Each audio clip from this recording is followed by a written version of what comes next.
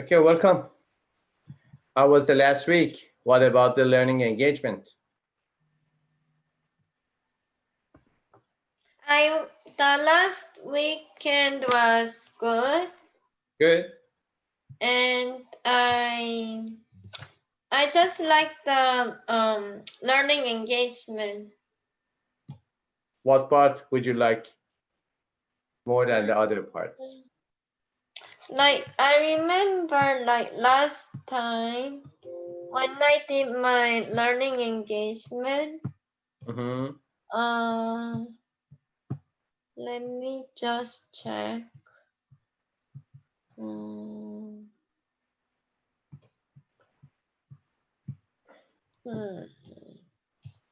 Oh, it was about the behaviors, right? Yeah. So Was it easy for you? it was at first time it was too difficult for me to do Why? because like I need to try to think a lot about the behaviors, like what is like the organizational behavior is. Yeah.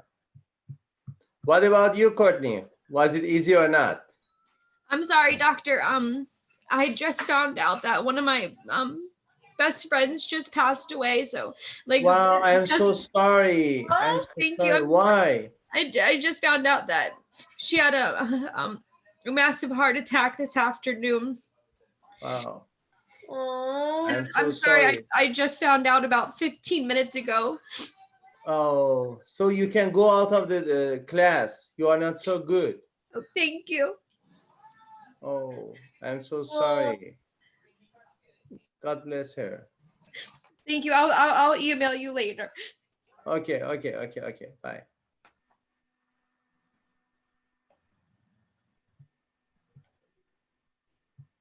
So it was too difficult, the learning engagement. Uh-huh. And Tony Karn, you are not admitted to be off video when it is hybrid. If you are in hybrid students, your video should be on. PetServe, okay? Tony Karn PetServe. Okay, let's go to the next session and next topic.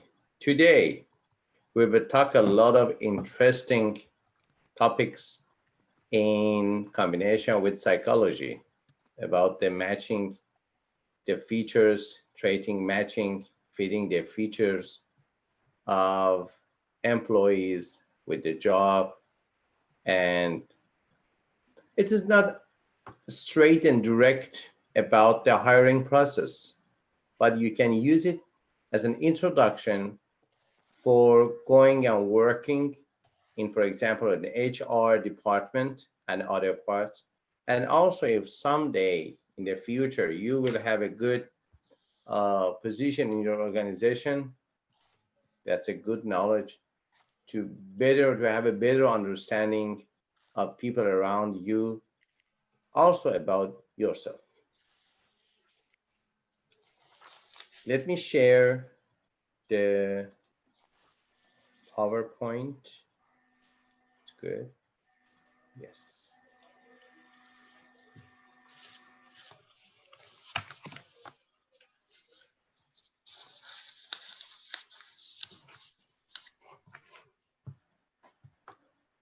Our synopsis of this session is understanding individuals in organization is important for all managers.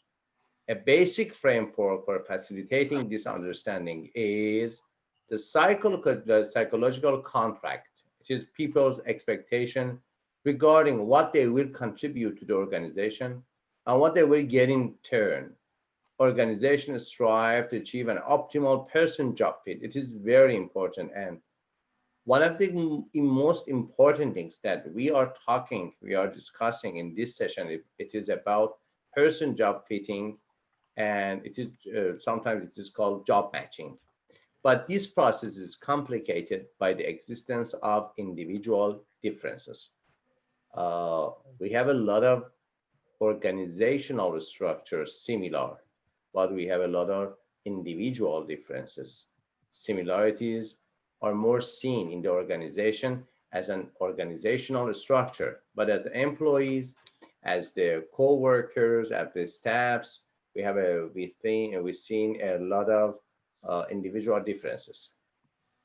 Personalities are relatively stable sets of psychological and behavioral attributes that distinguish one person from another. This synopsis, the summarize of the chapter of the discussion, and after that, we will open them at a wide perspective. The big five personality traits are agreeableness, conscientiousness, neuroticism, extraversion, and openness. Myers-Briggs dimensions and emotional intelligence also offer insights into personalities in organizations.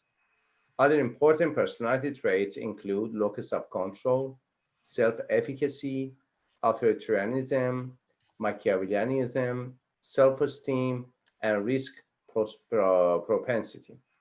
Attitudes are based on emotion, knowledge, and intended behavior. Cognitive dissonance results from contradictory or incongruent attitudes, behaviors, or both.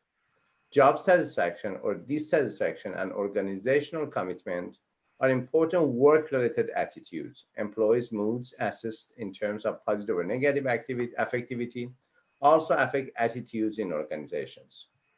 Perception is the set of processes by which a person becomes aware of and interprets information about the environment.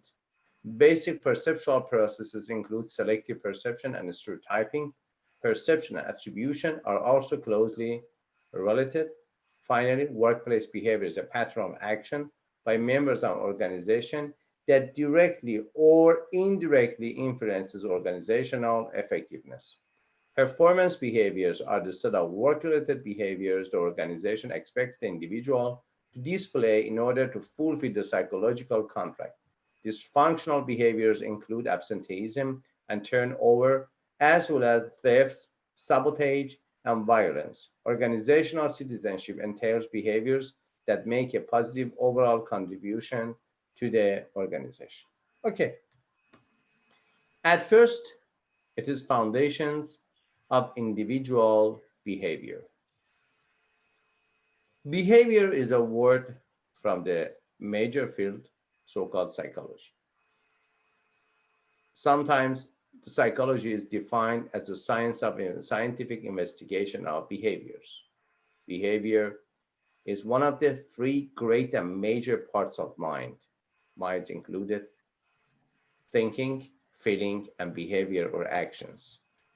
How do you think? How do you feel? And how do you act?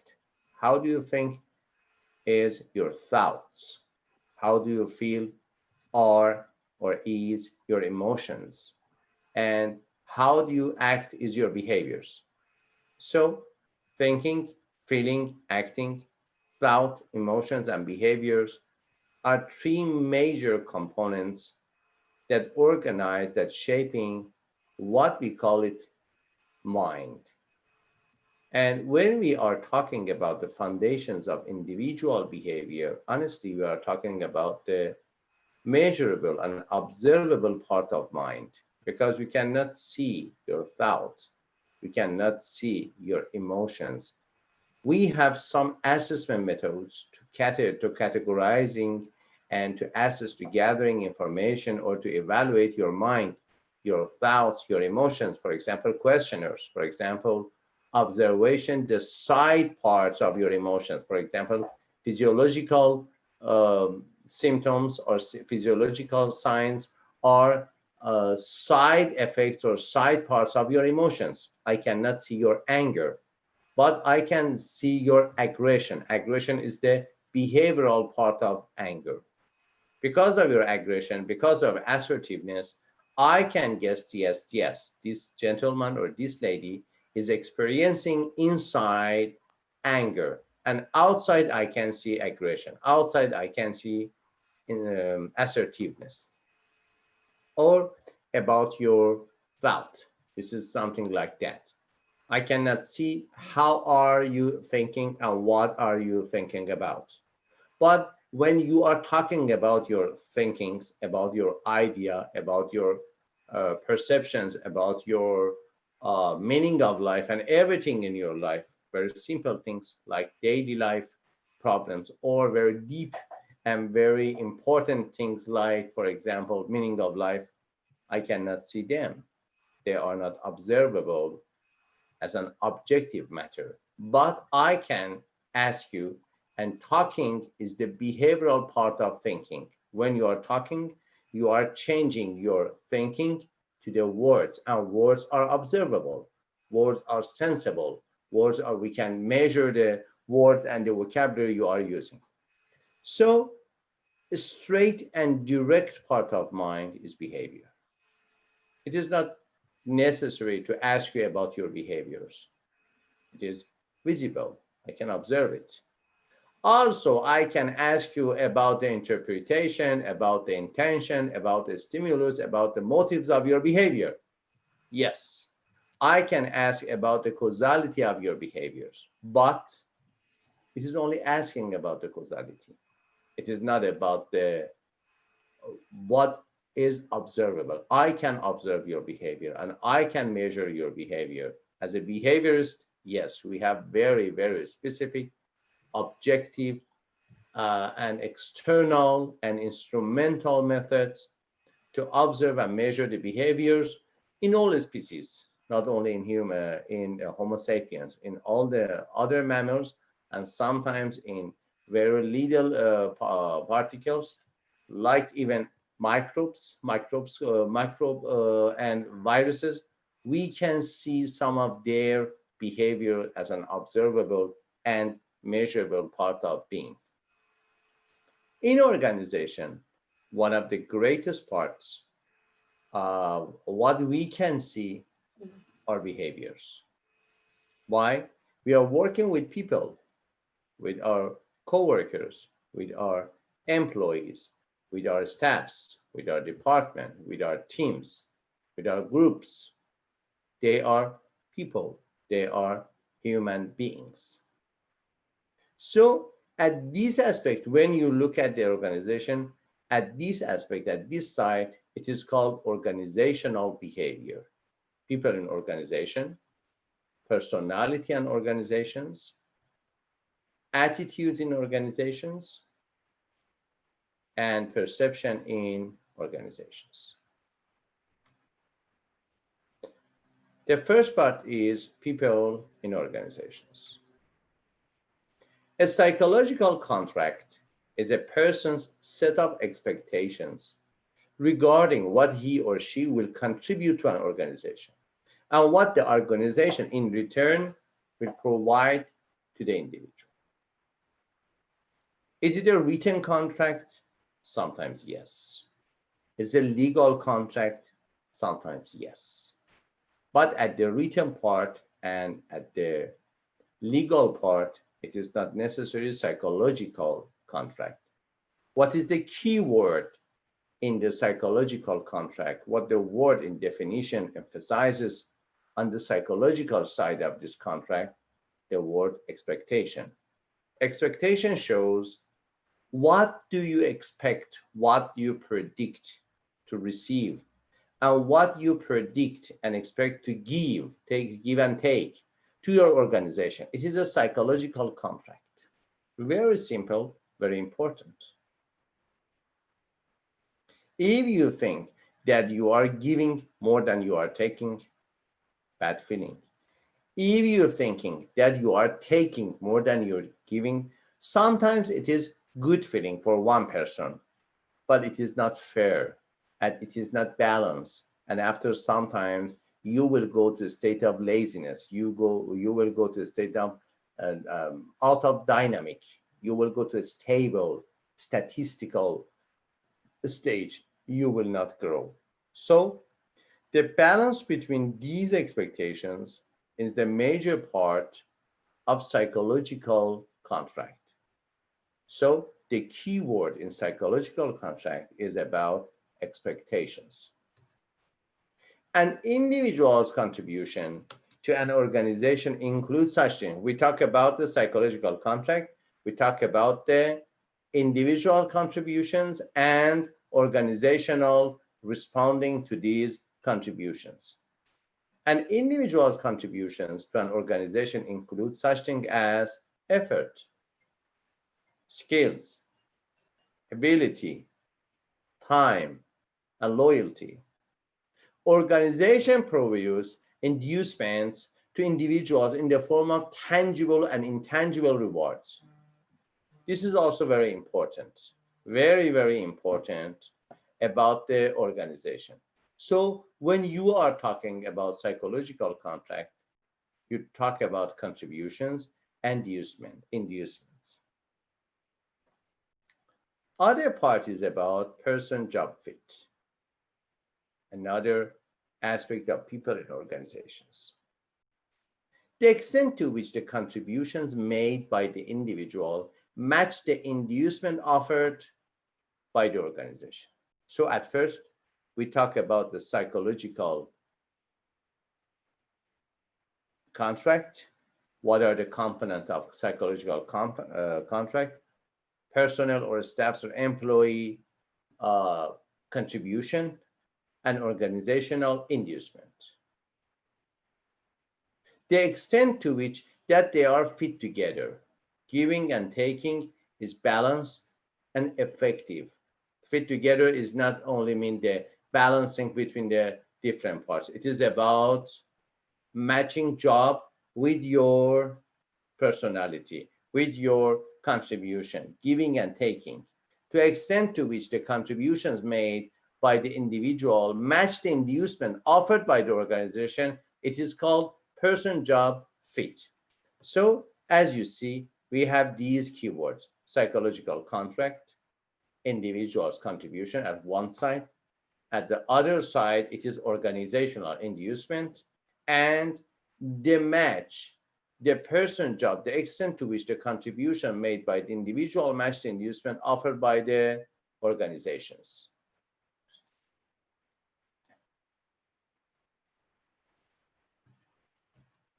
And individual differences. People are not at the same, with the same abilities, with the same talents, with the same potentials. So in one organization, we can find sometimes of similar inducements, but for different people in personality, different people in traits, different people in skills, different people in loyalty, level of loyalty, and other things. What are the items? They are, we have here.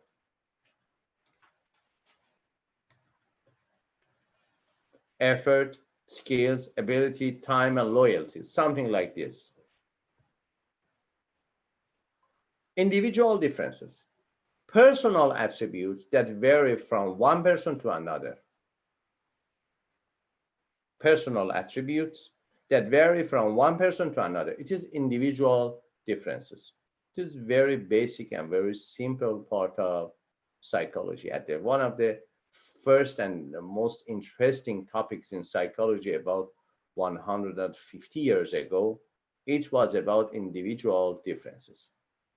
So contribution from the individual and inducement from the organization. Again, we are talking about the organizational contract or psychological contract with two parts. One part, it is about contributions.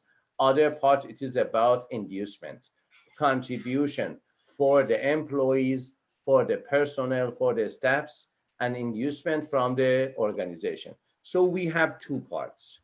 What are the components of contribution? We say effort, ability, loyalty, skills, time, and competencies.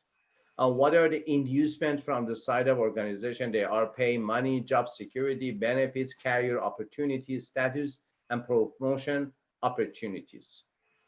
Every contract at least had at least two sides. First side and second side.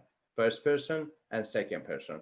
In this psychological, why we call it psychological contract? We don't call it, for example, legal contract, formal contract, organizational contract, because that the material of the contract is from the material of mind. Expectation is a material of mind. Some part of expectation are intellectual, cognitive, other parts of emotional, other parts of actions, other parts of your feelings, your expectations. Why? Because it is called contribution. It is called expectation.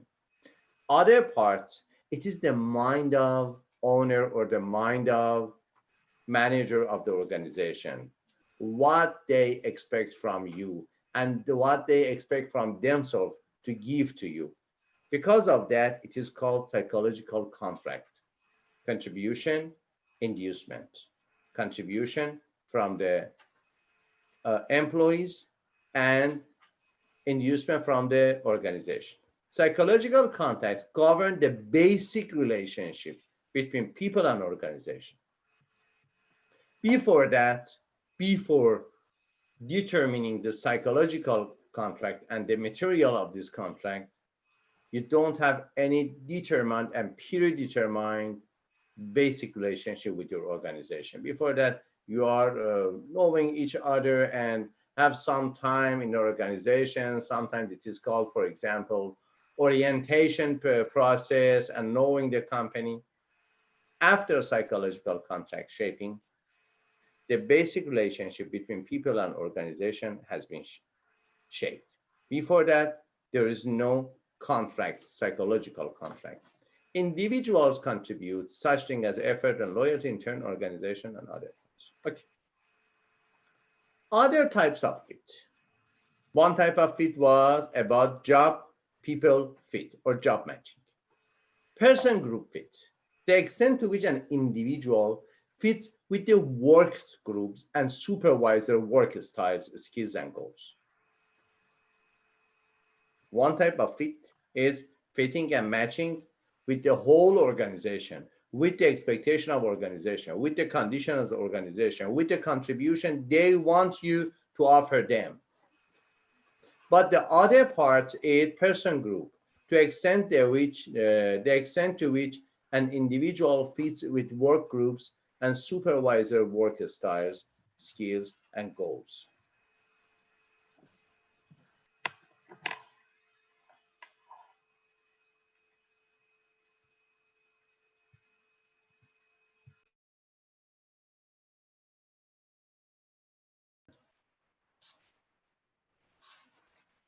Other types of fit.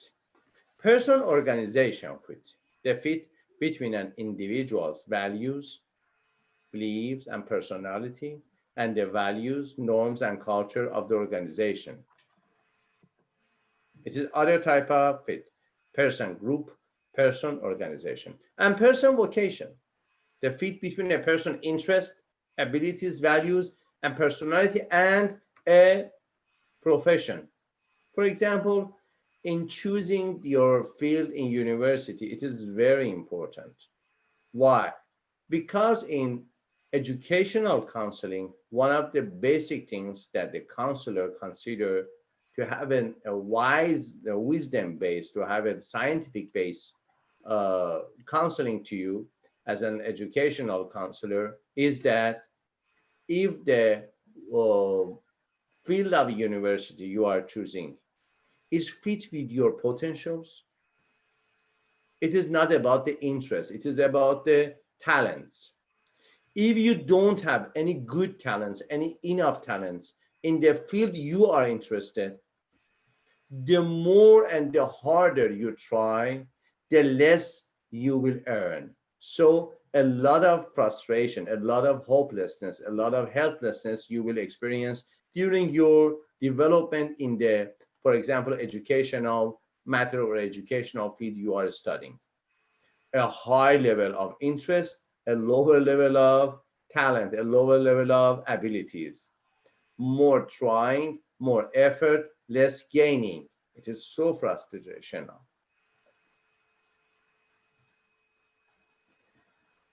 RJPs or realistic job preview. It is one part of what we call job and person and vocation fit. present both positive and potentially negative information to job candidates.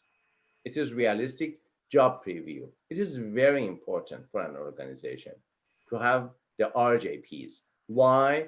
RJPs give the candidates for a job uh, a realistic perspective of the job you are trying to have. Why? Because it is not always positive. It's logical. It is not always negative. It is also logical. It has some costs and some benefits. Costs, psychological costs, social costs, physiological costs. For example, is that your workload is very huge, mentally huge. It costs psychological. It is physiological huge. It needs a lot of body activity. Okay, the cost is, for example, your body tired. It is the negative part. The positive part, it is the future of the job, your money, your earning, your social support in your job, your social prestige sometimes. For example, to be a president is a very, very, very, very full-time job, at least for 4 years. So why a lot of people wants to do it? Because of social prestige, because of their future, because of the to be famous and other things. These are jobs. You can talk and see and consider everything as a job and assess everything as a job. With these protocols, yes, with this protocol, with this checklist, you can check that what every type, every aspect of your life, what are the negative aspects, what are the positive aspects. Goal is not to deter candidates, but our goal in RJP is not to deter candidates. They are our candidates, and some of them should be chosen at the final stage. So we don't want to deter them, but our goal in RJP is provide accurate information about job and organization. Very accurate. Build trust. You can trust me. Why? Because I'm honest with you and I'm expert. To be honesty is very important for trust, but it is not enough. If you are honest, but you are not expert, yes, you want honestly to help me, to guide me, but you don't have any proficiency to do it. You are a very, very harming friend. Yes, I know you are my friend, but because you are not so wise, you don't have any professional knowledge, your heart is beating for me. Yes, I accept. But your mind and your thinking doesn't work good. Why? Because you don't have any expert knowledge, any specific knowledge. So combination of these is very good. One of the greatest parts of RJP is based upon the information, accurate information about job and organization, we will make and build trust and trustification between the people and organization. Reduce turnover. If you go to the organizations as the managers, as the leaders, as the executive coaches, they said to you that turnover is very important. Why? Turnover is getting out or going out our investments, our capitals. After, for example, 6 months of training, after that, you will be a professional, a ready to be professional employee for the organization. Even after 6 months after that, after 1 year, you are in the turnover list, okay, we damage our investment on you. So turnover and turnover rate is very important in management, especially in little organization. Why? Because, for example, if I have 20%, 20 employees, I miss one of them, it is 5%. But if I have only 5 employees and the turnover rate is one of them, it is 20%. So it is not about the amount, it is about the percentage. Reduced turnover, one of the good benefits of RJPs are reduced turnover, especially from employees who quit because the job was not what they expected. The other part is about personality and organization. Okay, Amy, say me about the personality. What is personality? Hmm? Hmm. What is personality? How can you Personality. define personality? Personality. So like like for example, like my personality Mm-hmm. is like to it's it's like I am good at something else, Mm-hmm. or like for example, like I used to play the piano really well. Yeah.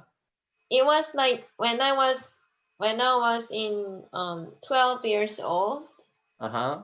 and then until like after that time, then I I just like I'm good at like memorizing like something else as Mm-hmm. well. I think that's my uh, Personality. yeah, personality. Thank you. One of the first things we remember, we recall in our mind about the definition of personality is traits. The basic word for definition of personality is trait. What type of trait? Consistent, relatively persistent and consistent traits. Same traits in different situations. In different situations, some traits you show. Those traits are your personality. So different condition, different position, different stages, different states, different situations in your life,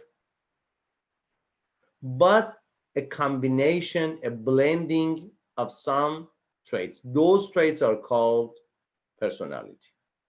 Sometimes it is called character. At the basic level, it is temperament. And babies have temperament, some personality traits which is born, which is mother born, which is for the first years of the human life. But between 12 and 18, in the teenaging, our personality shapes. What we call personality disorder in psychotherapy is after 8 years. Before 18, you don't have any diagnosis, so-called personality disorder. After ending the adolescence and entering the young adulthood, your personality will be shaped, but it is not completely fixed, completely stable. It is relatively consistent, relatively persistent, and relatively stable traits. Relatively, not completely. Because of that, if you have some major problem in your personality, it is very hard to repair it. It is very hard to give a therapy about it, but it is not impossible. It is only hard. Personality traits can play an important role in the kinds of jobs a person gravitates to. For instance, an individual who is an extrovert may be attracted to a job that is based on personal relationships and that involves frequent interaction with other people. This salesperson, for example, seems to be genuinely enjoying this interaction with his customer. How can we joy? How can we have some joy and enjoy from our jobs? It is a basic question. Basic question for the last 1,000 years, at least. Why? Because three area, all your life is spent in three areas. One, your job, your work. Two, your family, your love. And three, your play, your games, your free time. All your life will be spent in these areas: job, work, love, and play. And work covers other two areas. Why? Because if you are not so good at your job, if you don't like your job, it is not pleasurable for you, you are not a happy man or happy woman. So you will not a happy man or a happy woman after that, happy daughter, a happy son, happy wife, happy husband, and other social roles. So job is very important. And after that, your free time. Depressed mood people, people who are experiencing sadness or anger or stress or anxiety cannot have a good mood to behave, to act with other people. So your job as the most time consuming activity in your life, most time consuming activity in your life is very important. Because of that, enjoying your work, enjoying your job can cover joy in a vast area of your other areas of your life. The relatively stable set of psychological attributes that distinguish one person from another. Your personality is like your fingerprint. It is unique. Yes, we have a lot of similar traits between different people. Because of that, we have a very rigid scientific and evidence-based field in universities, so-called personality psychology. It has master degree, it has doctorate, it is very, very important and basic. But it doesn't talk about the individual differences. It talks about the individual similarities and categorization. Some categorization will offer to you in this session. One of the most famous and greatest big personality traits categorization, or we call it typology. Typology is meant knowing, have a knowledge about the types of personality. How many types of personality can be divided to? For example, 5 categorization, 2 categorization, no combination of many traits or many adjectives. We call it traits. The big 5 personality traits is very important and very famous. One of the 3 or 4 major tests, major categorization we used for job matching in organization, in premarital counseling for matching the traits of a spouse, a future spouse, in only friendship, sometimes in conversation between the family members. Big 5 personality traits is very valid and very applicable in daily life, in organizational life, in other parts. A set of fundamental traits that are especially relevant to organizations. We can use them for organization too. Basically, they are not designed for using in organization, in hiring process, in managerial process, in leadership decisions. No, basically it is under psychological, very pure science of psychology. And after that, we found some application in other areas of human related areas, for example, organizational life or job or work. It is called OCEAN. O for openness, C for conscientiousness, E for extraversion, A for agreeableness, and N for neuroticism. The abbreviation is OCEAN. Big 5 personality traits. O, C, E, A, N. O for openness to experience, C for conscientiousness, E for extraversion, A for agreeableness, and N for neuroticism. Openness or openness to experience is the capacity to entertain new ideas and to change as a result of new information. So openness to experience or openness is defined based upon the capacity, your capacity to experience new things or to change. So 2 words are here, experience and change. Conscientiousness refers to the number of goals on which a person focuses. It is about your superego sometimes. It is about your competency, yes. It is about competence and confidence, yes. But totally, it is a focal point of your goals. How many goals can you focus on successfully? The word we use in psychology for your judgment about your effectiveness, your judgment about your productivity, your judgment about your success in life, in your happiness, in your enjoyment is self-efficacy. Self-efficacy is a very popular, very famous phrase in psychological science, and it is coined by Bandura. Bandura is one of the greatest psychological scientists. He has spent a lot of time, a lot of his age, and he is alive just now. I think he is the instructor, he's a professor of Stanford University. I'm not certain about it.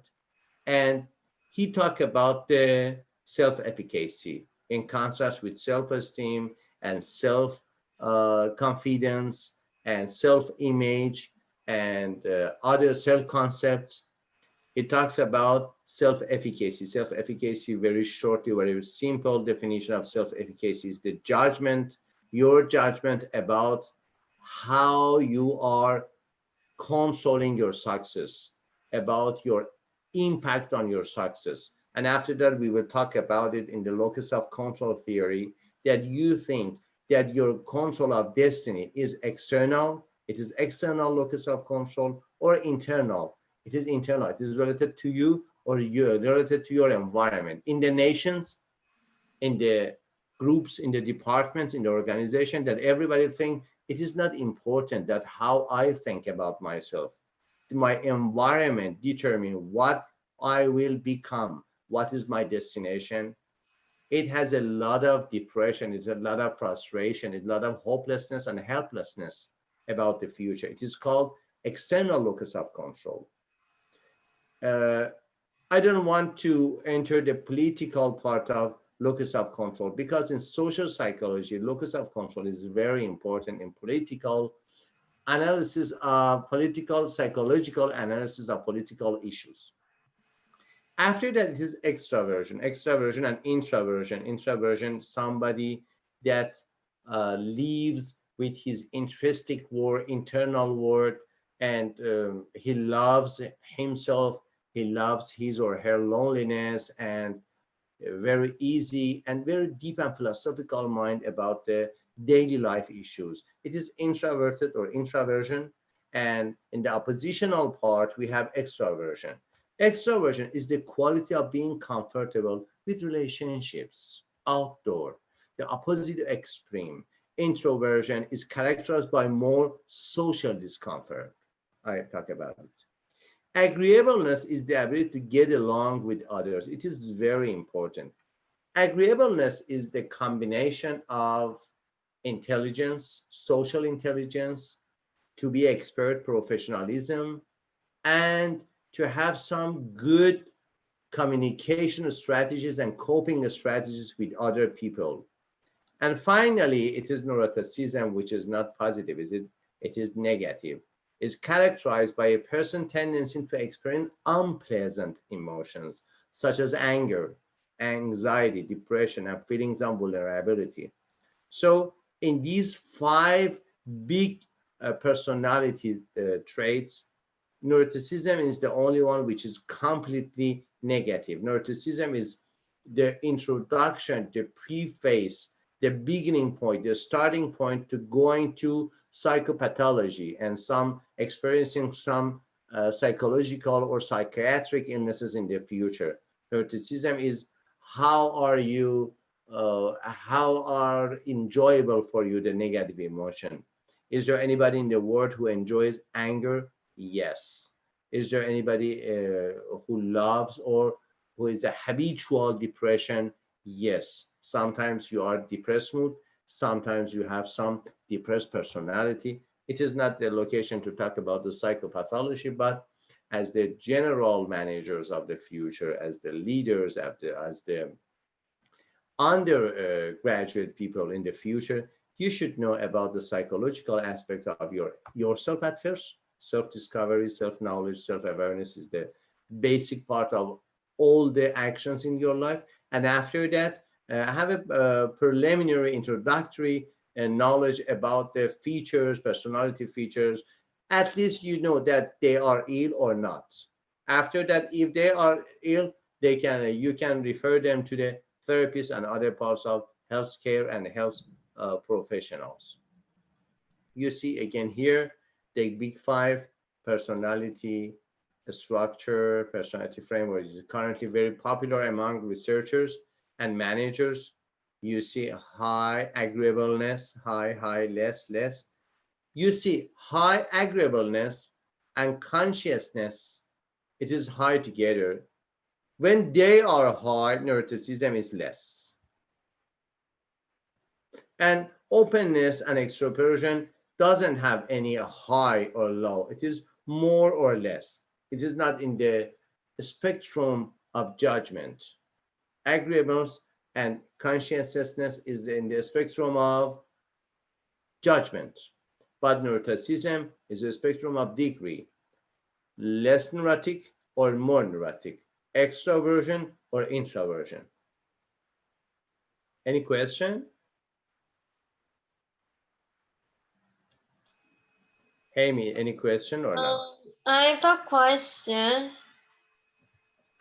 I just like a little bit confused About what? about like when you say about the ocean, the five traits, Yeah. and you said like what does it so what is the difference between like extraversion Yeah. and Introvert. Introvert. neuroticism? Yeah. Last one. Neuroticism, as you see here, neuroticism is a pathologic, is an introductory part to mental illness. Mm. When you are neuroticistic, you are going to the entry to have some diagnostic in mental illnesses. But when you are introverted, you are not ill. It is not bad. It is not good also. It's a trait. You enjoy with your internal, with your deep part of your life. For example, you think that, yes, my intention in life is very important, or love is very important for me, or I prefer to be alone rather than to be, for example, a bad lovely situation. Your judgments are with yourself or with a little number of people around you. It's something different. No, you have a good energy to talk to other people. You have a good energy to have relationships and other parts of external. Extroversion and introversion is about lifestyle. Extroverted lifestyle, introverted lifestyle. Emotion experience or emotion expression. Not bad, not good.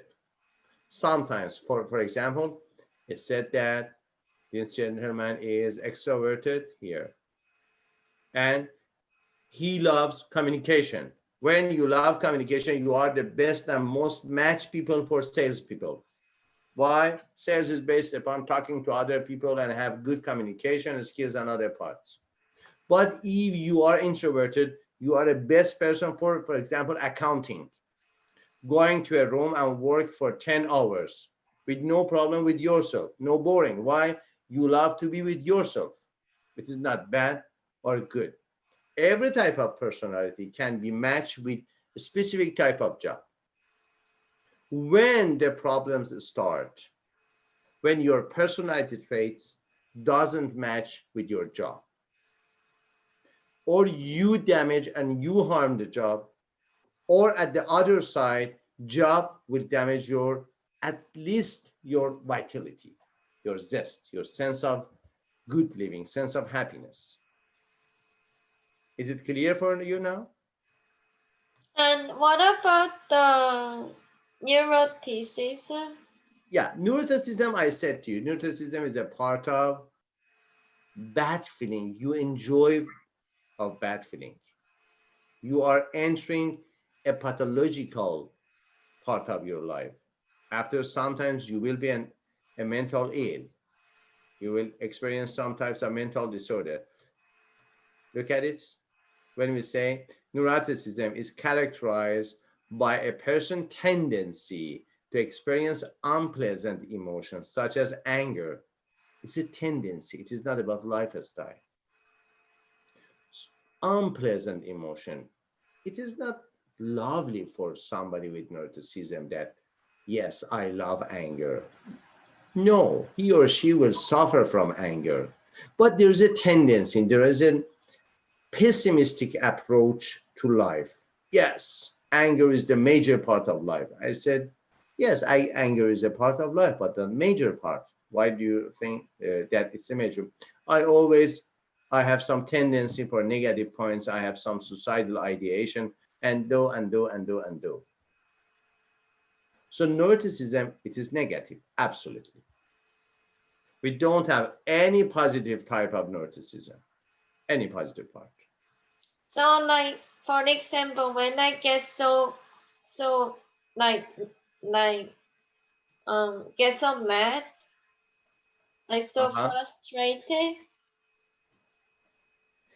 Sometimes frustration or sadness or helplessness or hopelessness, sometimes they are a cue, they are a symptom to say us something is wrong. It's a good sign, not pleasant sign, but it's a good sign. It helps us. If I am angry, yes, because I have some frustration in myself about what I want to achieve, and I didn't achieve, so I am feeling frustration. It's a good sign for improvement, for solving the problem. But regularly, if you have some tendency to feel frustration about your life, you say, I cannot do anything successfully, such a bad world we are living in, and other parts, you have a tendency to have a pessimistic approach to your life. It is the introductory part of neuroticism. Is it Mm. clear? Yes.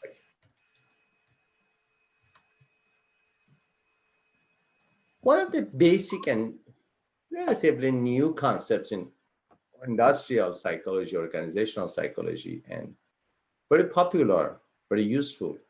One of the concepts that I love it very much. I love it. Why? Because we can use it in all aspects of our life, in internal life, external life, in relationships, in working with ourselves, even in the spiritual part of life. We can use this concept, so-called emotional quotient or emotional intelligence, EQ or EI. Also, it is in contrast with IQ, intelligence quotient, it is called EQ, emotional quotient.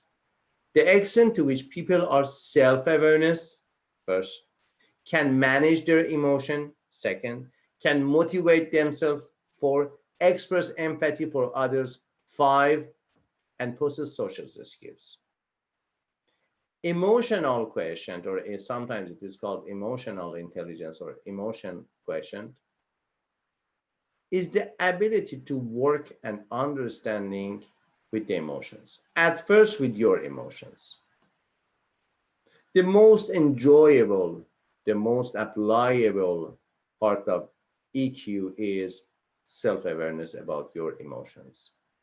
When you are working on your emotions, after sometimes you discover that a huge load of bad emotion, negative emotion you are experiencing in a single regular day. After focusing on discovering your emotions, you see, wow, such a huge loading of, for example, depression I'm experiencing or anger I'm experiencing. After that, you will be alert to other people's emotions, especially your family members, especially your friends, especially your uh, people who are relative to you or who are near to you. And after that, in your organization, as a manager, as a leader, as a co-worker, as a simple worker even, one of the greatest, one of the most crucial, one of the most influential characteristic of great leaders is EQ. They know themselves very good. They know their society, their relatives, their friends, their co-workers very good. And they have a good sense of empathy, supportive and directive people. Leaders are supportive and directive people always. So highly recommended to study about EQ. Also, there are some specific book about the using EQ in workplace. Why? Because it is very important to workplace to have a good sense with a good sense of belonging to the workplace. And EQ is the basic part of creating belongingness to the job in one person. These various dimensions can be described as follows. Self-awareness, this is the basis for the other components. It refers to a person's capacity for being aware of how he or she is feeling. In general, more self-awareness allows a person to more effectively guide his or her own life and behaviors. It is very important. Managing emotions. This refers to a person's capacity to balance anxiety, fear, and anger so they don't interfere with getting things accomplished. It is not so new, but it is about 20 years that the Stanford Department of Psychology worked on the concept of emotion regulation. Emotion regulation is very important. Very, very important. Emotion regulation. It is a type of self-regulation. When we talk about it, we say emotional self-regulation. In emotional self-regulation, the emotion is your instrument, your tools for self-regulation. What when you say emotion regulation, emotion is not your tools for self-regulation. Emotion is your goals for regulation. You use other parts of your body, your mind, your society, your environment to regulate your emotion. It is called emotion regulation. So it is also very professional distinguishing between emotional regulation and emotion regulation. Motivating oneself, self-motivation is one of the greatest, one of the most important skills. Everybody should know about it. How can you motivate yourself when you are not in a good mood? This dimension refers to a person's ability to remain optimistic and to continue striving in the face of setbacks, barriers, and failures. Self-motivation is one of the most important, most initial parts of resilience. Resilience is very important in job, in work, in daily life. And empathy refers to a person's ability to understand how others are feeling even without being explicitly told. And social skill, this refers to a person have to get along with others and to establish positive relationships. In positive psychology, one of the components of positive psychology is called positive relationships, positive institution, positive emotion, and positive character. Okay, let's have a 15 minutes break. And after 15 minutes, I will be here because Meyer-Berg's framework is very important and very applied within an organization. I want to talk about it a little with a lot of more details. Any questions? Okay, after 15 minutes, I will visit you again here. So what time should I come back? 80:45.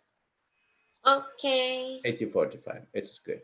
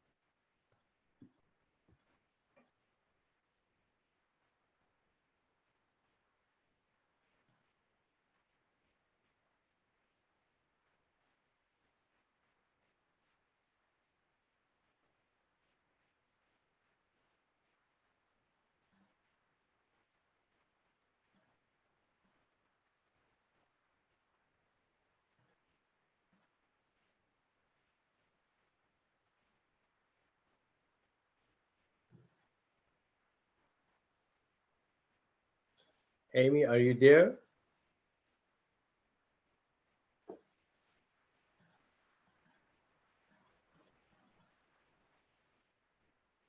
Chonikarn, are you there?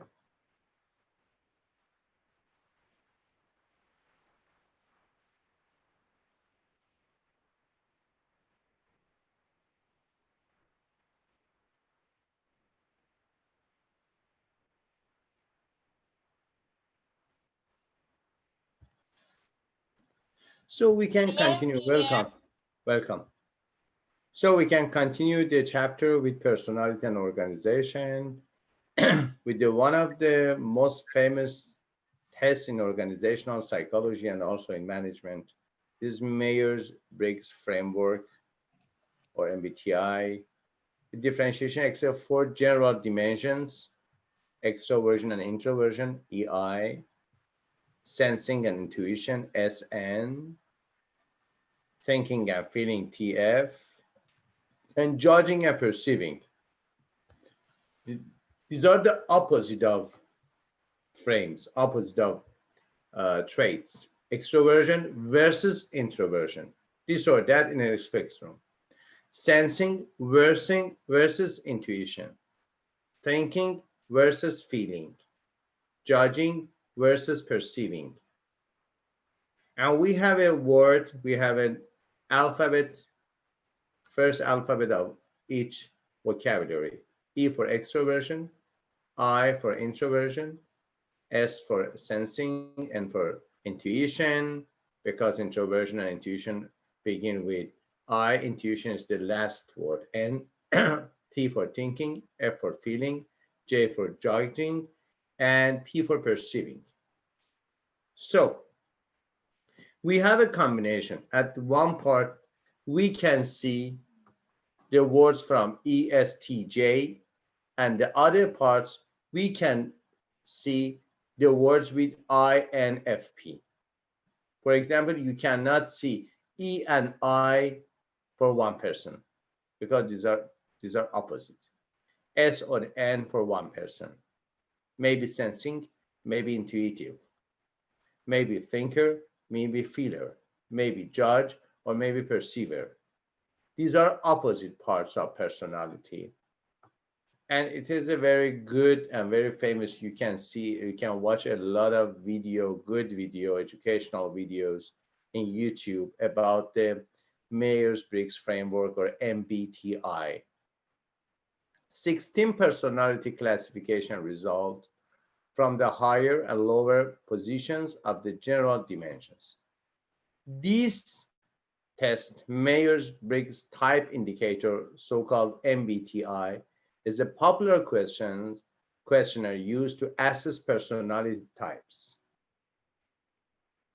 communication styles, interaction preference, and other things. So we have two applications of MBTI. At first, communication styles, two, interaction preferences, that in job matching or hiring process or job improvement and other parts, you can use these profile that we observe in MBTI, we can use in hiring process, in job improvement, in communication style, not only in the organization. One of the money makers, one of the uh, general usage, most general usage, yes, it is in communication, but you can use for interpersonal communications, for your family members, for your friendship, other parts of communication and interaction. You can use MBTI profile for yourself and for others. These are some other very smaller uh, personality traits at work, the personality typology that you can use in workplace. Locus of control, authoritarianism, Machiavellianism, tolerance for risk or risk propensity, tolerance for ambiguity or ambiguity tolerance, or uncertainty tolerance, general self-efficacy, we talk about it, self-esteem, type A personalities is very, very famous in management, type B personality, and bullying personality. very short definition. Locus of control, as I said, it is internal and external. The extent to which a person believes her circumstances are a function of either her own actions or of external factors beyond her control. It is about your beliefs, about your judgment on your control, on your life. Do you think that your life is not under your control? It is out of your control. So locus of control is external. Leaders always think internal locus of control. If you think that your life is not at your hand, you cannot control your life, and circumstances and environmental and external circumstances will control always your life. Control, not impact. Yes, everything has a general impact on other things, but control is very total. Other parts is authoritarianism. They believe that the power and status differences are appropriate within hierarchical social system, such as organization. It is the look at the personality, look at the organization, look at the individuals and employees or co-workers or classmates or family members or social members, team members, in all different types of something that we can call it organization, society, or community. It is about the authority, who is up, who is down, or as psychologist says, who is up dog and who is underdog, who is boss and who is member, who is chef and who is Indian. There is a proverb in American management. They said, so many chiefs, no Indian. So many chiefs, no Indian. Is meant everybody is a chef. Everybody is the boss here. I don't know who is the employee. When everybody wants to have an authority against other people. Machiavellianism. Machiavelli is one of the power philosophers who has a very famous book, so with the title of Prince. Prince is a very old-fashioned book. I think about 200 or 300 years ago, Machiavelli has written the book Prince. But for many people, for many leaders, for many political leaders, also Machiavellism is not a good word. When they said, "Are you Machiavellianist?" They want to say, are you of the same person that people are not important for you? You only think to your goals, to manage to your achievement. This is not a very good word in political science or in managerial or business terminology. But technically and philosophically, it means that behavior directed at gaining power and control of others. The major word, the key word of Machiavellianism is power, something like Nietzsche, the great German philosopher. He has a book so-called The Will to Power. And these are the philosophers of power and thinking and writing, and had good or sometimes bad, humanistic and sometimes unhumanistic theories about the power and gaining power and maintaining power and getting power. Other things, other theory, other concept is tolerance for risk or risk propensity. Propensity to the degree to which a person is willing to take chances and make risky decisions. You know that you cannot success in your life without risk taking. Absolutely. You cannot growth in your life. You cannot develop in your life. You cannot be successful in your life without any risk taking. So risk taking is very important. And one of the things that I have heard a few days ago, that the greatest risk in life is not to taking any risk.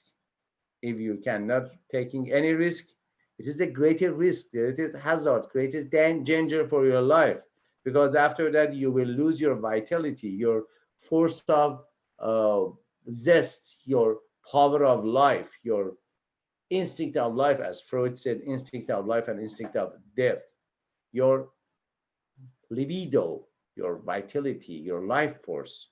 So risk taking is the major part of emotion, the major part of every human action, motivation of every human action. Because of that, in mathematics, in management, in business, that we are working with money, we are working with customers, we are working with human beings, we are working with productions, or we are working with services, we should take risks, but with studying. Because of that, there is a very empirical, rigid field in mathematics with the title of risk study. Risk study is something between engineering studies, management studies, and mathematical equations about the study of the riskability of a decision. Also, ambiguity tolerance or tolerance ambiguity, tolerance for ambiguity or uncertainty tolerance. Why it is very important? Because there is no field in the life, there is no area of life which is completely clear. At first, future is not clear. At the minimum rate, future is not clear. So you should tolerate some degree of ambiguity. You should tolerate some degree of uncertainty. It is very important to do it. Because of that, if you cannot tolerate the uncertainty, if you cannot tolerate the ambiguity, you will experience a huge amount of anxiety, stress about the future, about the outcomes, about the success, about the failure. So ambiguity tolerance, uncertainty tolerance is very, very important skill for a manager, for a leader, for every human being, especially for managers and leaders, because they are in the position to making some decisions for some organization, for some other people. If they cannot study the risks of their decisions, and if they cannot tolerate and manage and handle their uncertainty in the future, they cannot handle themselves. And they are the leader. If a leader cannot handle, cannot lead, cannot manage himself or herself, how he or she can handle, can manage, can lead other people or other organizations successfully. And long term, sometimes, yes, he or she can handle other people or organizations successfully, but in short term. Why? Because after some time, he cannot handle and control himself. So, himself or herself. So ambiguity tolerance is one of the major basic skills every human being after adolescence, after entering the adulthood life, and especially in the location, the position of management and leadership and businessman or woman should know about it.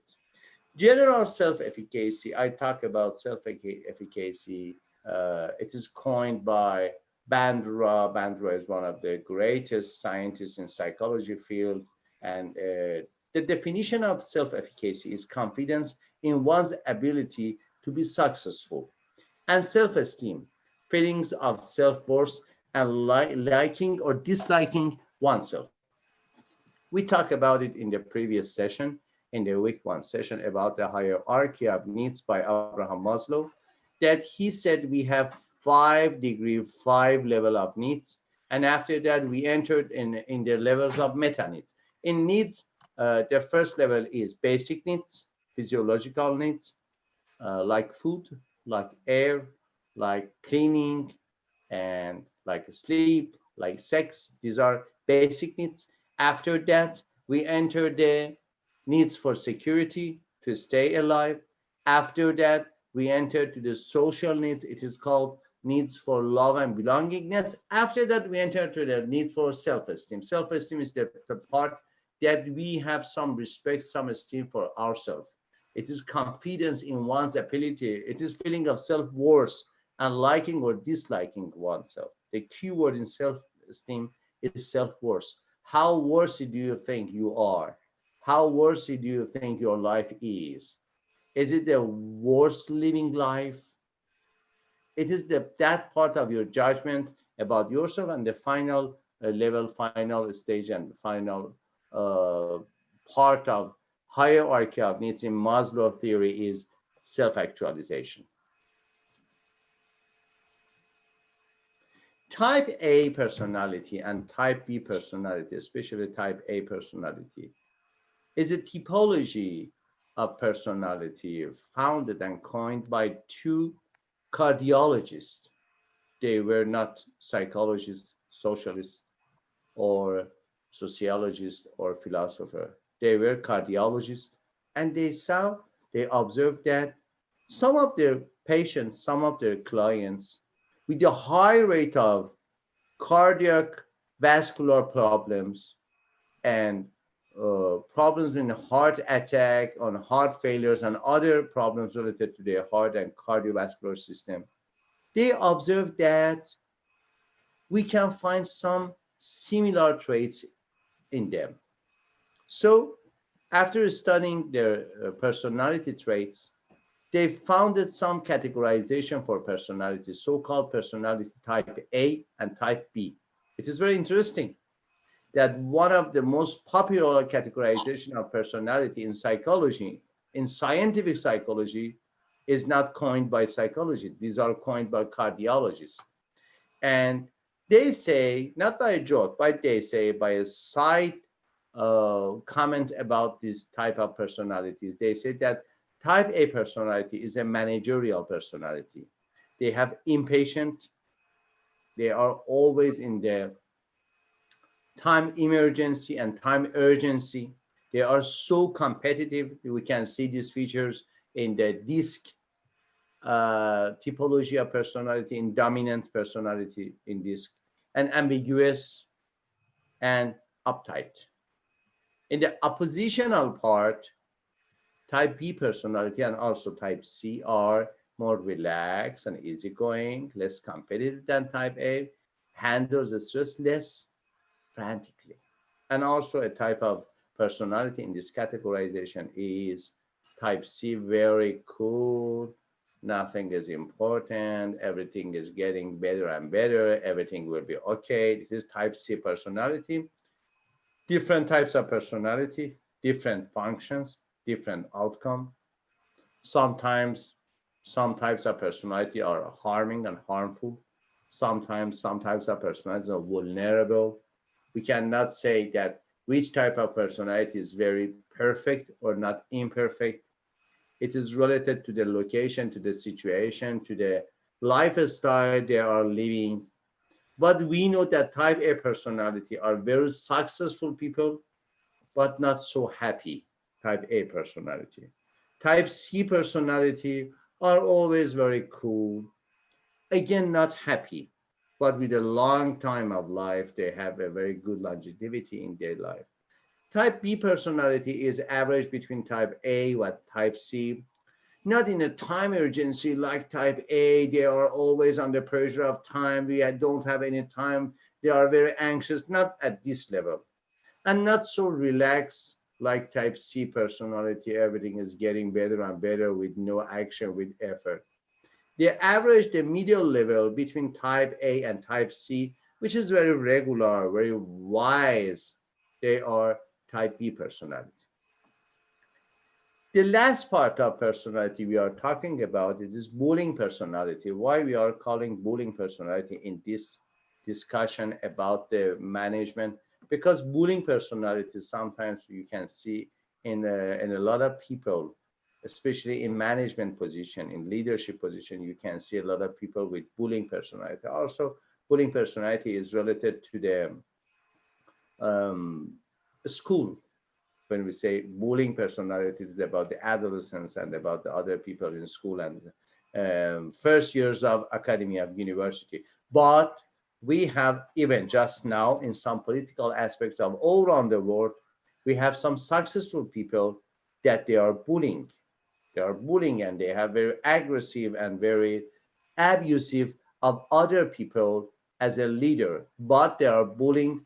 And because of that, the bullying personality is very important in the different aspect of personality and characters, so a characterology of personality of managers and leaders in organizational theory. Mistreats other employees through verbal abuse, threats, humiliation, intimidation, or sabotage stems from abuse of power and desire to control others. Related to Machiavellianism, also the author thinks that bullying is about Machiavellianism.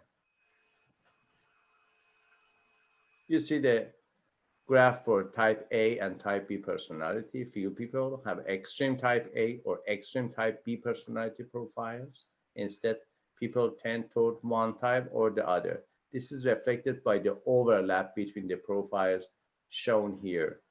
You see the traits of type A personality, more competitive, type B, less competitive, type A, more devoted to work, B, less devoted to work, type A, stronger sense, weaker sense of time urgency, or stronger sense of time urgency. They are always anxious. Other item, other concept, we have to talk about it.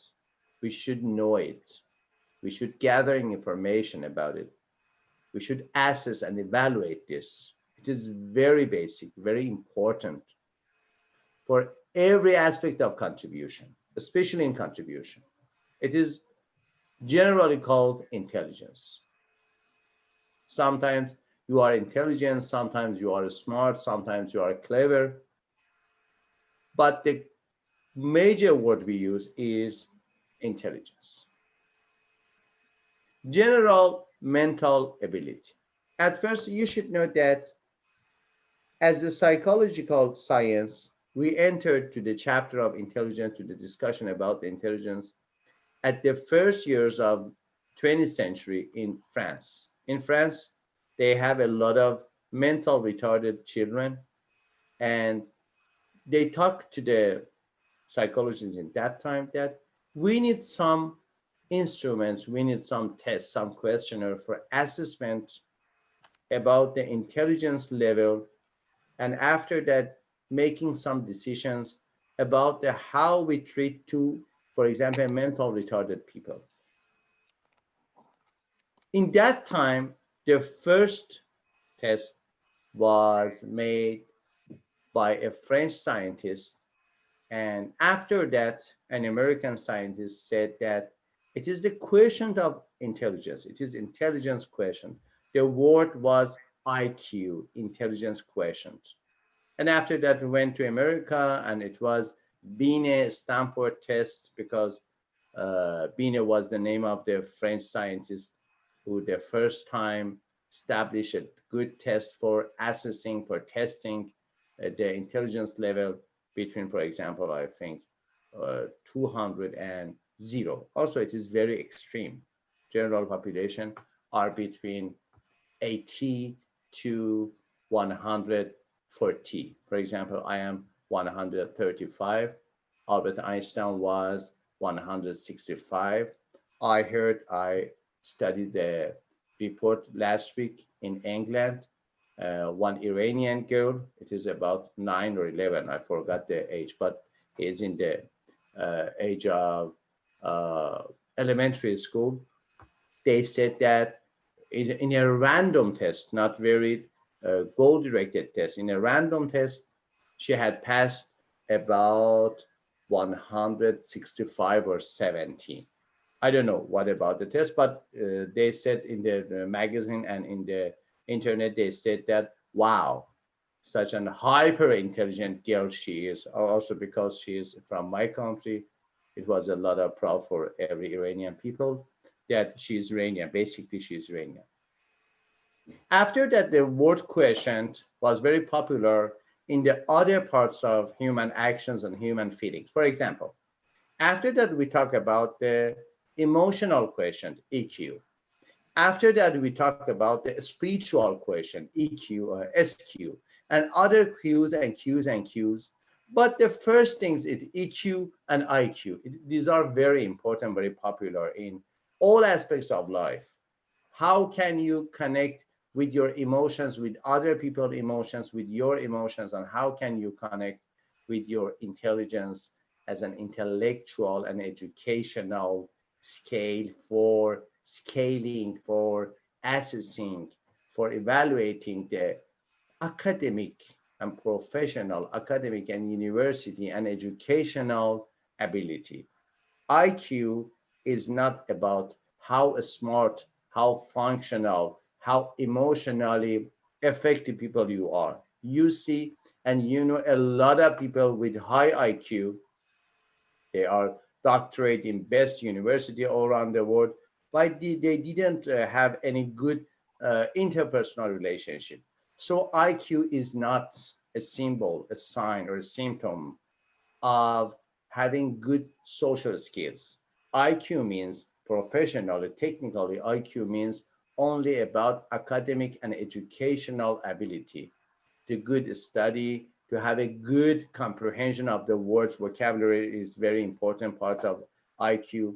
Mathematical skills are from IQ, and general comprehension of the text of the mathematics. And but in social skills, it is called EQ. It is something different that we talked about it some minutes ago.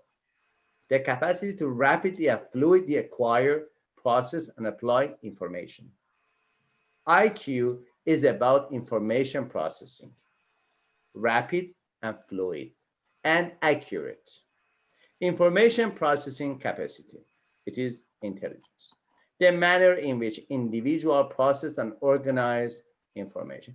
It is not professionally, technically, it is not the same of IQ, but conceptually they are, yes, very near together. The same concept. It is sometimes general mental ability, information processing capacity, all are, it is about IQ. And also we have tests, we have some inquiries, some questionnaires, some tests for assessing IQ, intelligence question. Affect task learning, performance, and ability to process and organize information efficiently. Positively affected by general mental ability. It is very important because of this item that when we want to talk about the mental retardation, one of the first tests we take of people, of children, of adult people, it is not important. Also in psychology, when you are after entering adulthood, we cannot have diagnosis of mental retarded, MR, for you. Mental retardation is before age of 18, technically, in psychopathology.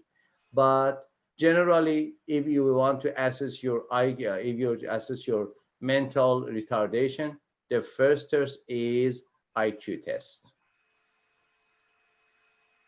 Gardner theory of multiple intelligence is one of the most famous multidimensional theory about the intelligence. Gardner says that we have intelligence for different aspects of our life, not always for mathematical, for example, skills. We have, some of us have a good sense and good intelligence for understanding music. We can good listeners. Some of us has good skills and good talent and good potential for communication with other people, for dancing, for playing basketball, for imagination. Gardner says that these are specific intelligences and multiple. It is very famous, very, very famous, and very scientifically evidence-based, scientifically approved theory about the intelligence. Gardner's theory of multiple intelligence. He talked about 7 different intelligence: linguistic intelligence, logical or mathematical intelligence, musical intelligence, bodily kinesthetic intelligence, spatial visual intelligence, interpersonal intelligence, and intrapersonal intelligence. Linguistic intelligence, it is about intelligence of using and understanding words and language. For example, if you want to be a good lecturer, if you want to be a good, effective, popular, not scientist, popular, for example, public figure as a psychologist, you should have some good linguistic intelligence. Except of that, yes, you will be a scientist, a good researcher, a good writer, a good author. But for talking with people, for be a good lecturer, you should have at least linguistic intelligence. Logical, mathematical intelligence. It is the same thing that you call it IQ, logic and numbers. Musical intelligence. Sometimes you are not a musician, but you have a good sense of understanding of music. You say, yes, what a good composition of music I can hear. Or sometimes you are a musician. You are a good, for example, instrument players, piano players, or violin player. It needs musical intelligence. It is about music, rhythms, and sound. Bodily kinesthetic intelligence, about your body movement and control. For example, basketball players or dancers, they need a highly bodily kinesthetic intelligence. Why? They should harmonize and coordinate different aspects of movement in one integrated complex, so-called, for example, dance, so-called a basketball game. Spatial visual images and spaces, it is for art, for painters. Painters have good spatial visual. Um, People who make statues, yes, they need a spatial visual. Interior designers, they need a spatial visual. And game designers and animators, they need a spatial visual intelligence about understanding images and spaces. Interpersonal, it is about communication. It is the greatest intelligence you should have as a manager, as a leader. Communication with other persons. Interpersonal in opposition is intra. Inter and intra are prefix used for internal and external.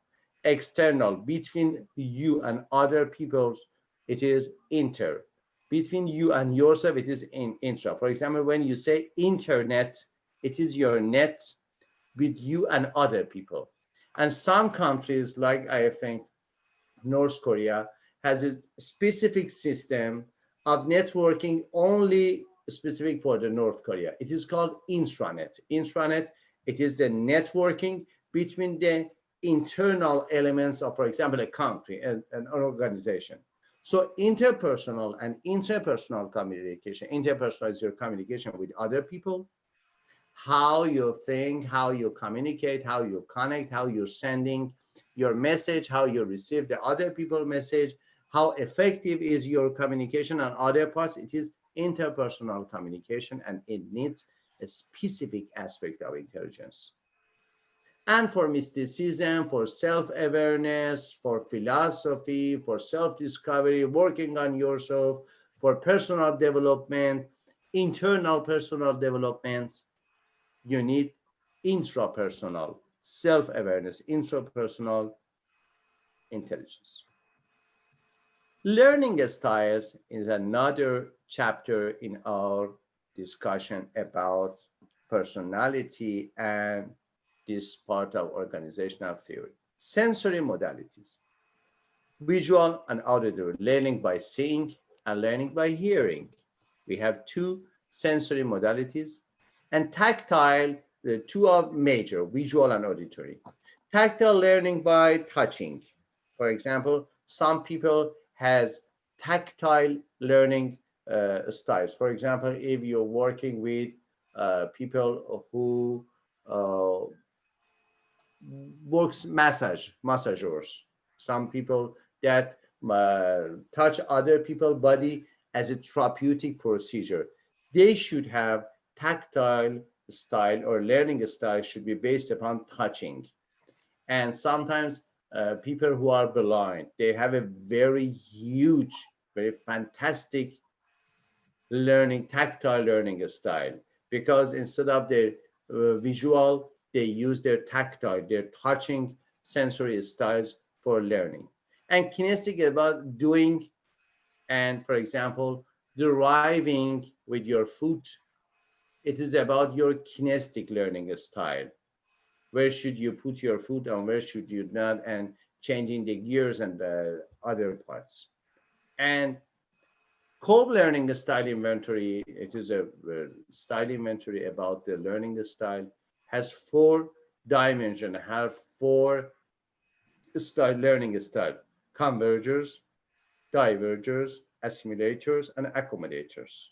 As you see, convergers learning style by active experimentation and abstract conceptualizations, superior in technical tasks, inferior in interpersonal setting. They are convergers. And divergers in the opposite side learn by concrete experience and reflective observation, not direct abstract conceptualization. Superior in generating alternate hypotheses and ideas tend to be imaginative and people or feeling oriented. Assimilator is a learning style that learn by abstract conceptualization and reflective observation, more concerned about abstract concept and logical soundness than about people and practical values, suited to research unit. It is assimilator. But accommodator is very extroverted, learn by active experimentation and concrete experience, focus on risk taking, opportunity seeking, and action, deal with people easy, very, very good communicator, suited to action oriented jobs such as marketing and sales. For example, in this inventory for assessing, for evaluating, for uh, distinguish between different learning style, you see that we are different people with different characters, with different personality traits, with different categorization of learning style, of EQ, IQ, and other features and traits. And everybody can have a good position if he or she is matched with his duty, with his or her duty. There is no bad character or good character. There is efficient character or inefficient character, matched character or dismatched character. We are talking about matching, not judgment about to be good or to be bad. If you are a baby and you think why you cannot, for example, running faster and faster, or you expect a little animal that such an animal you are. You cannot fly like an eagle, soaring high like an eagle. Okay, it is humiliation. He or she will never go up. Why? Because he or she or the animal doesn't have any good feeling of power. Because of that, we say in job matching, in organizational theory, even in education, even in psychotherapy, even in coaching, that you should expect people at their own level of abilities. After working on the present abilities, on the present strength, on the present power, they grow up gradually. More working, more practice, more progress, more practice, more progress. Because of that, you as the future managers, of the future leaders, you should know about the different types of learning style in people. And we have three orientation in learning style: discovery learning and inclination for exploration during learning. It is about science, it is about tourists, about people who want have a high level of novelty. Experiential learning, a desire to hands-on approaches to instruction, and observational learning.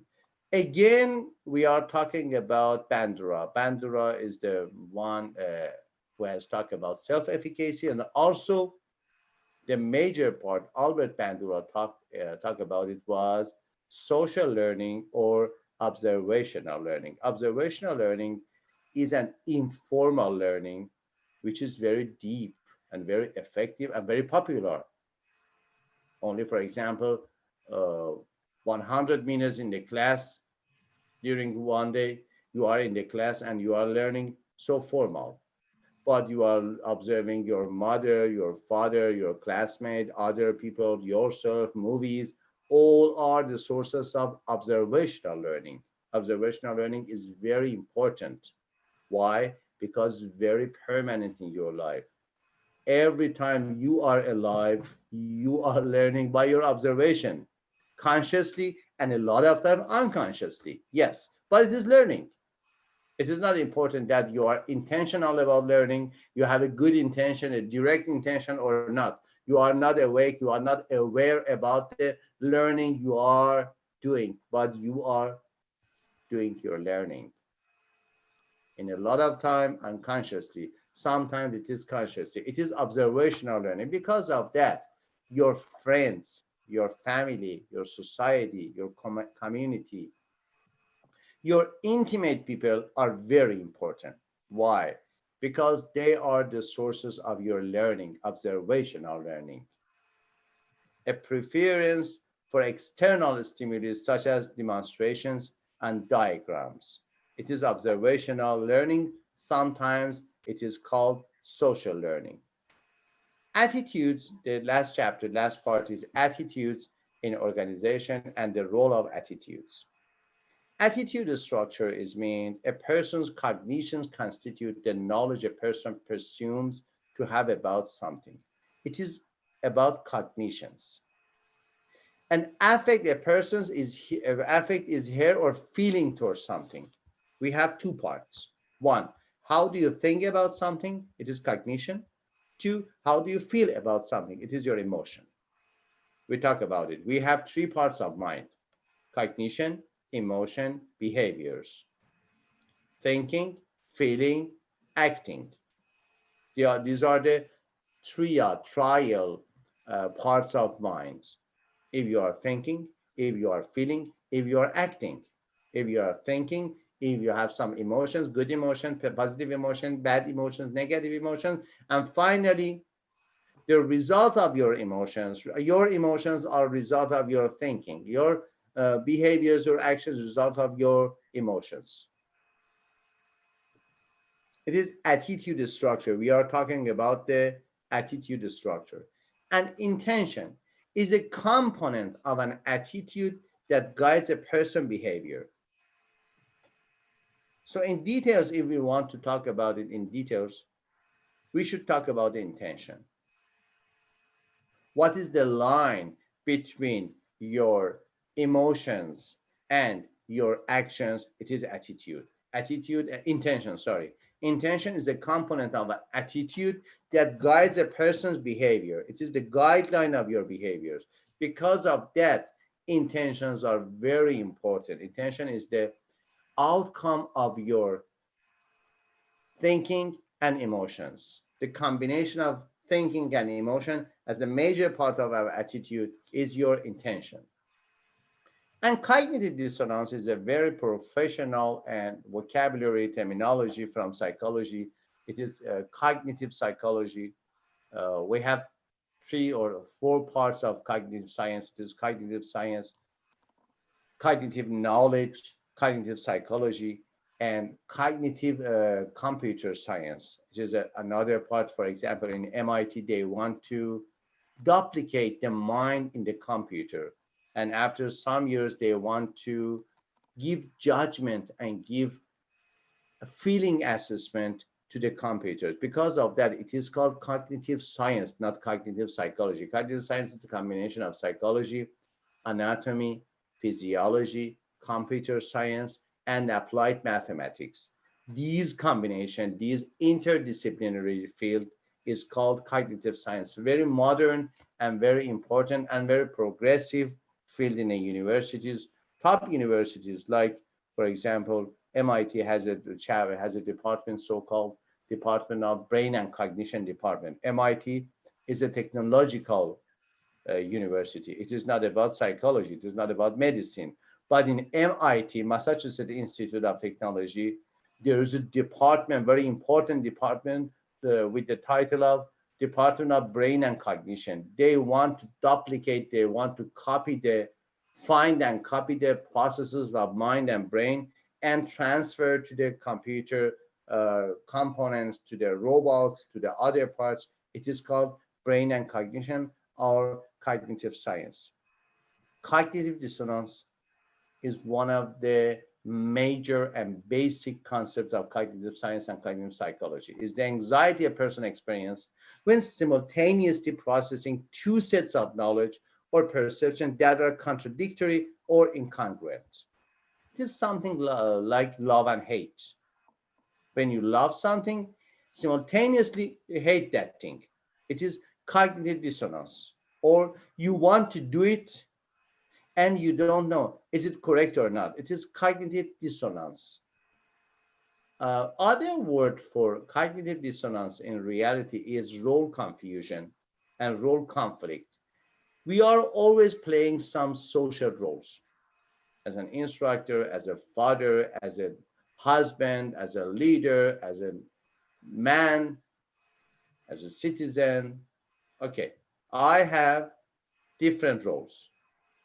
And if I cannot harmonize, creating a harmonization between my roles, I will experience role confusion. And after confusion, I will experience some anxiety, some level of high anxiety. This is called role conflict. I cannot be a good father, at the same time, simultaneously, good instructor, and at the same time, good citizen, at the same time, healthy man, and other parts. It is role confusion, and after that, role conflict. How to reduce it? Change the conflicting attitude. Simple thinking. A good book about it is by Daniel Callahan. He is a Nobel Prize, the only psychologist who has won the Nobel Prize. He has a book by the title of Thinking Slow and Fast, or Fast and Slow. It is a very good book about the, I will put it in the Moodle page of this week and introduce the book. Change the conflicting behavior. We have two parts: conflictual attitude and conflictual behavior. Conflicting attitude and conflicting behavior as the origin of conflict.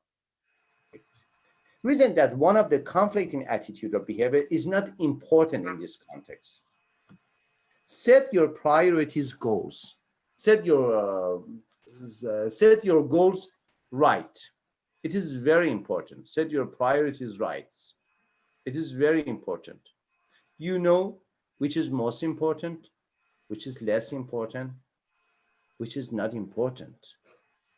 If you want to do anything, everything with no priorities in your life, it is a huge loading on you, and you cannot do all of them in a right procedure, in a right manner, and you will not be successful. If you are successful, you will not be happy. You will not be satisfied.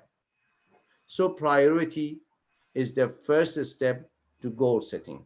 Reason that one of the conflicted attitudes or behaviors is not important in this context.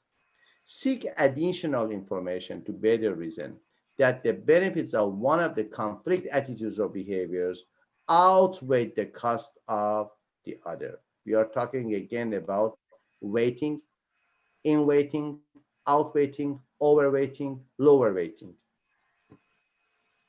What and why attitudes change? Availability of new information. Yes, why not? New information simply can change your attitude about your life, about your situation, about your daily life. Why not?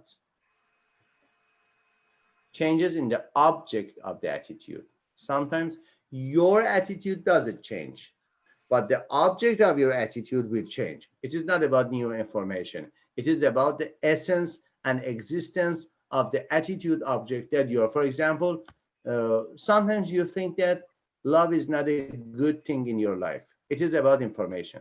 Sometimes you don't have any doubt about love, but your love object will change. Do you think differently about the love? No. You think differently about your love object. Okay. Yes, love is good, but this person is not so good for a lovely relationship. It is something like attitude. Sometimes new information, sometimes at the object of attitude will change. Object of the attitude becomes less important. Sense of importance will reduce. It is about the age, about the time, about the money, about the passion. A lot of things can change the importance of attitude in your mind. And attitudes in organization, cognition, affect, and behavioral intention, you see it. Attitude information. Attitudes are generally formed around the sequence of cognition and behavioral intention. This is, we come to know sometimes that we believe to be true. It is cognition. This knowledge triggers a feeling, affect, and cognition and affect then together influence how we intend to behave in the future. We talk about the triangle of cognition or cognitive triangle or cognitive trial. And the last part in attitude in organization is a key work-related attitude. At first, job satisfaction, the extent to which a person is gratified or fulfilled by his or her work. It is job satisfaction. It is very important, very, very important for maintaining and for continuing a job in the high quality and with a good sense about your job, which is very important. Job satisfaction is very important factor, and you can find a lot of evidence-based finding, research, academic research-based findings about job satisfaction and the effect of job satisfaction, impact of job satisfaction in all areas of your life. The second concept is organizational commitment, a person identification with the attachment to an organization.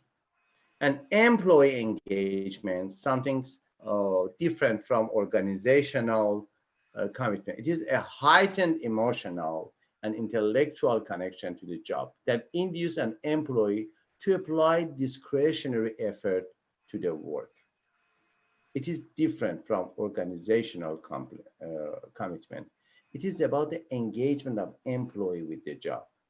It is related to the employee feeling, employee satisfaction, and altogether job satisfaction, organizational commitment, and employee engagement are the more and key work-related attitudes about the job.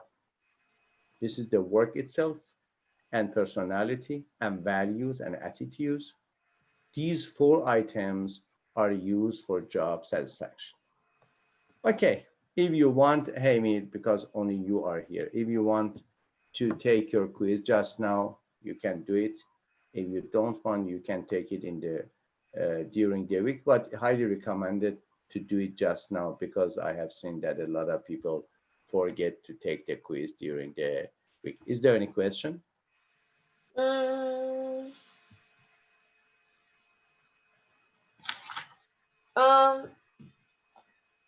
I have just one question. So, it says like the learning style Uh-huh. about, I don't know, is it called? Yeah. Yeah. The name of the scientist which coined this attitude, this theory was called here. Yes, in the learning style inventory, and then it said like so after the diverger. Uh-huh. After the assimilator and accommodator. Yes. Convergers and divergers are opposite together. Assimilators and accommodation, assimilation, accommodation. Accommodation is changing yourself. Assimilation is changing or in your environment. Convergent is the same point. Divergent is out of the same point. It is making far and far. It is divergent or divergers. It is not a mathematical method, but these are the words that they have given from mathematical science, especially in geometry, convergent, divergent. Assimilation and accommodation is from biology and also psychology.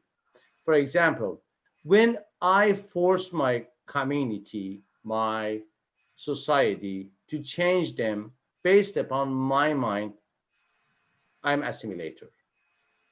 When I change myself to make the level of my life higher and higher, I am accommodator. It is a very basic concept for coping strategy. What is the meaning of coping?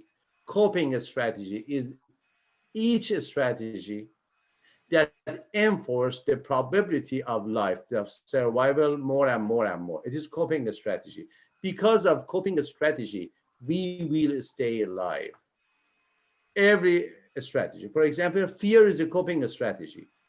Where there is something hazardous in your life, you are in the state, in the situation of danger, fear is a good coping strategy. Why?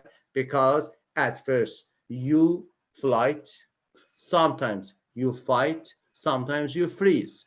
These are the coping strategy in facing fear in your life. But if there is no fearful thing in your life, but you have fear, and fear, it is not coping strategy. It is called phobia, irrational fears about something which is not fearful. So convergers and divergers and assimilator and accommodator, these are the learning style by, you can use it, you can find them in an inventory coined by Kolb. Kolb is the name of the scientist who found this inventory. Anything else? I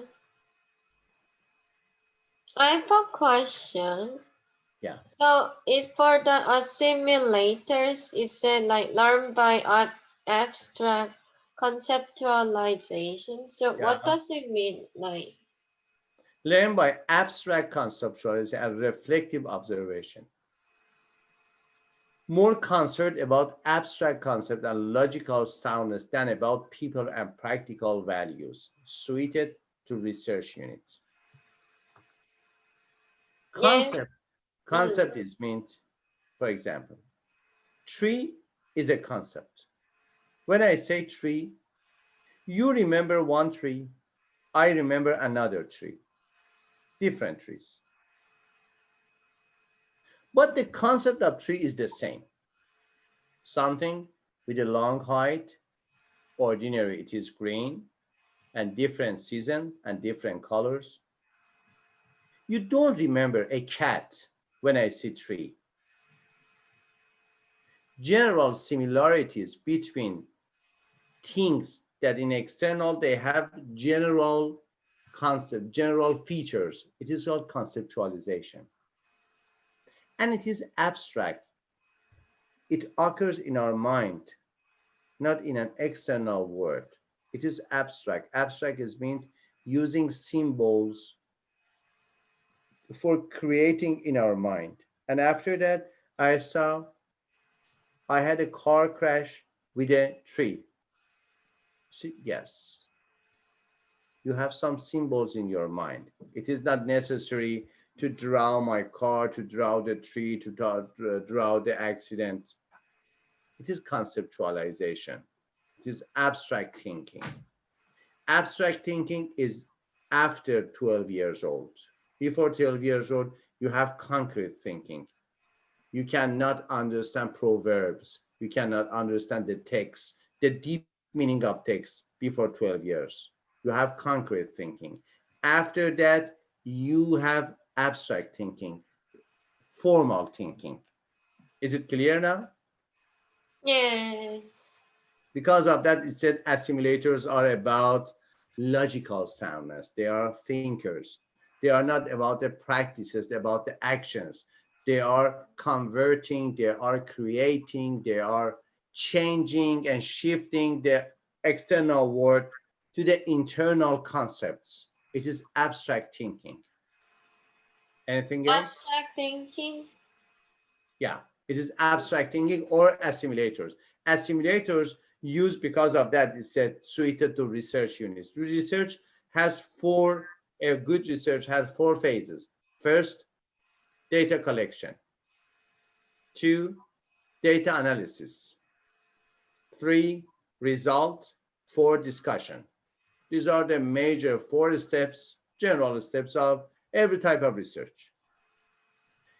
In the third part, results and discussion, you should have a good abstract thinking to convert the data to the concepts. In the first part, you're gathering data. It is data collection, the assessment. In the second part, by computer, by the softwares, you have a good analysis about your data, categorization and other parts. But in the third part and the fourth part, especially in the fourth part discussion, you should use your mind to create a result and to discuss about the result. It is not about the data. It is about the thinking about the data. You should use your abstract thinking about the data. Because of that, it says assimilator are suited to research unit, but accommodator are suited for marketing and sales and extra It is very objective, very observable word for sales and marketing.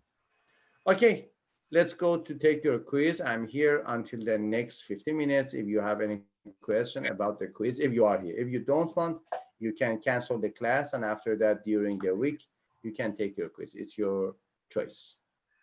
Okay. Okay.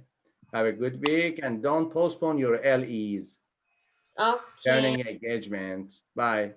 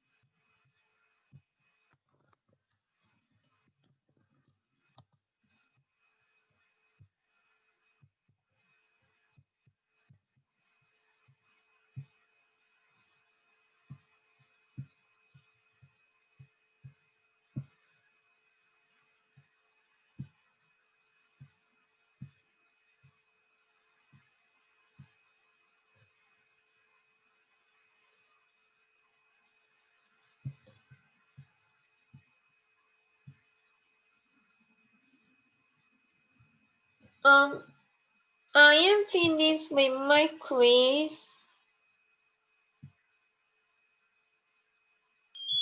What did you say? I am finished with my quiz. Very good. Have a good night. Okay, have a nice evening. Bye. Bye.